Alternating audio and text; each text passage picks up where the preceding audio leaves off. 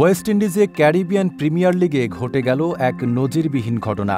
Guyana Amazon Warriors বনাম Saint Lucia কিংসের ম্যাচে এক বল থেকেই উঠে এলো ২২ রান। গত ২৬ আগস্ট মঙ্গলবারের ম্যাচে এই অবিশ্বাস্য কাণ্ড ঘটান গায়ানার অলরাউন্ডার রোমারিও শেফার্ড। ম্যাচের ১৫তম ওভারে বল করতে আসেন সেন্ট লুসিয়ার ওশানে থমাস। তার একের পর এক নোবল আর ফ্রি হিট কাজে লাগিয়ে শেফার্ড তাণ্ডব চালান। প্রথম নোবল থেকে রান না এলেও ফ্রি হিটে ছক্কা হাঁকান, কিন্তু সেই বলটিও আবার নো হয়। এরপর আরেকটি ফ্রি হিট, আরেকটি ছক্কা, তাও আবার নো বল। একের পর এক সুযোগে শেফার্ড টানা ৩টি ছক্কা হাঁকান। শেষ পর্যন্ত এক বৈধ বলেই ওঠে ২২ রান। পুরো ওভারেই আসে ৩৩ রান।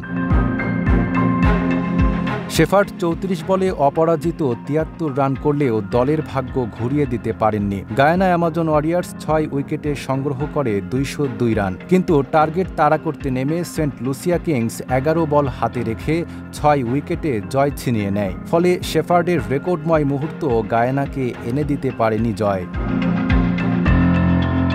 নাঈম আরাবী, ঢাকা পোস্ট।